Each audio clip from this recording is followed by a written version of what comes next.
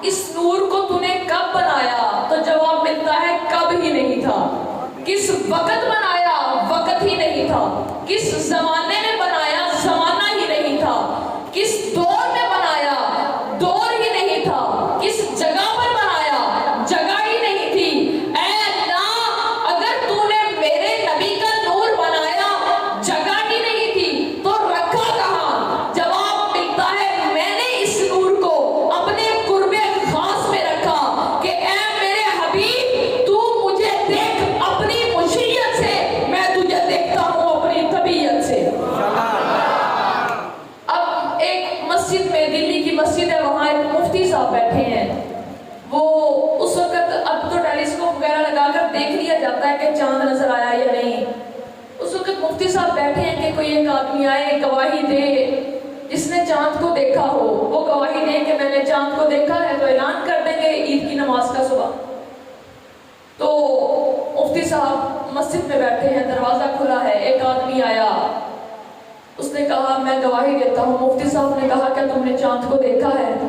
کہا نہیں دیکھا تو نہیں، لیکن میری بات پکی ہے، آئی ایم شیور، کوئی شک نہیں اس بات میں۔ دوبارہ مفتی صاحب نے کہا آپ کی گواہی قبول نہیں ہوگی۔ پھر ایک اور آدمی آیا، مفتی صاحب نے پوچھا کیا تم نے دیکھا ہے چاند کو؟ کہا دیکھا تو نہیں، لیکن سنا ہے، بات سچی ہے، پکی ہے۔ مفتی صاحب نے کہا گواہی قبول نہیں ہوگی، کیونکہ گواہی اسی کی قبول ہوتی ہے جس نے دیکھا ہو۔ اب پھر تھوڑی دیر بعد اور دو آدمی آئے، انہوں نے بھی کہا نہیں دیکھا تو نہیں، لیکن سنا ہے۔ اب اسی طرح کافی لوگ آتے رہے، رات کے 12 بج گئے۔ مفتی صاحب سب سے پوچھتے رہے کیا آپ نے چاند کو دیکھا ہے؟ انہوں نے کہا نہیں دیکھا تو نہیں، لیکن سنا ہے، ہماری بات بالکل سچی ہے۔ تو اسی طرح جب حضرت آدم علیہ السلام کو بھیجا گیا، تب زمانے نے پوچھا کیا آپ نے اللہ کو دیکھا ہے؟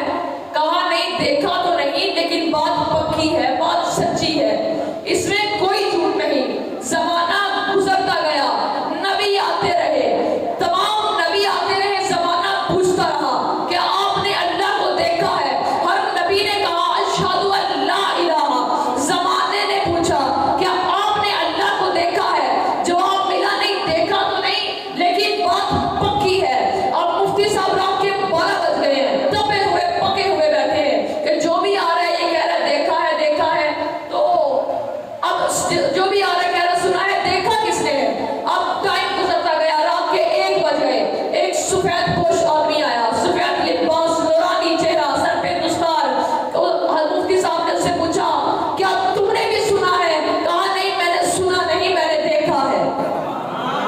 اسی طرح زمانہ گزرتا گیا، نبی آتے رہے، موسیٰ سے پوچھا، دور پر گئے تھے، کیا تم نے نبی کو دیکھا ہے، اللہ کو دیکھا ہے؟ کیا تم نے اللہ کی ذات کی تجلی دیکھی ہے؟ کہا ذات تو نہیں تھی، وہ جو میں دور پر گیا تھا صفت کی تجلی تھی، میں نے صفت کی تجلی کو دیکھا۔ صفت کی تجلی میں میں کیا دیکھتا؟ آنکھیں کھلی ہوتی تب دیکھتا۔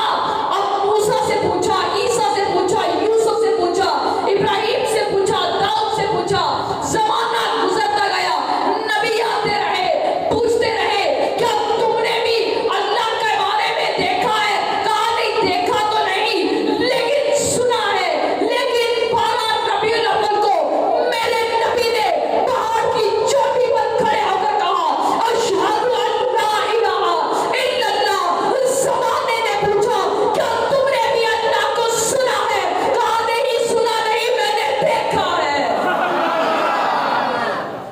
اب جب حضرت ابراہیم علیہ السلام کو آگ میں جلایا جانے لگا، تب جب آپ کو ایک آگ اتنی زیادہ تھی کہ قریب جانا ناممکن تھا، اس لیے آپ کو دور سے ہی ایک ایسے چولہے میں ڈالا گیا کہ آپ کو گھما کر پھینکا جائے آگ میں۔ جب آپ کو پھینکا گیا، ابھی آپ ہوا میں ہی تھے کہ حضرت جبرائیل نے اپنا نشیمن چھوڑا اور آپ کے پاس حاضر ہوئے، کہا اے اللہ کے نبی کہ آپ کو کسی مدد کی ضرورت ہے؟ کہا نہیں مجھے کسی مدد کی ضرورت نہیں۔ کہا کیوں؟ جب آپ وہی لے کر آتا ہوں تب تو آپ لے لیتے ہیں، قبول کر لیتے ہیں۔ مدد لینے موسیٰ نے بھی تو لی، اللہ سے ہی دعا مانگ لے۔ کہا نہیں مجھے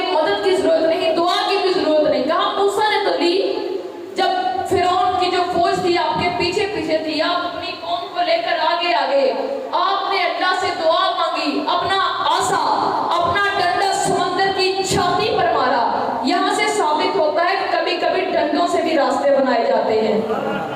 आपने अपना आसा समंदर की छाती पर मारा, समंदर फट गया, रास्ता दिया, आप गुजर गए, फिरौन अंदर तबाह हो गया। कहा मूसा ने भी तो मदद ली, कहा मुझे किसी मदद की जरूरत नहीं। कहा क्यों? आप अल्लाह के खलील हैं इसलिए।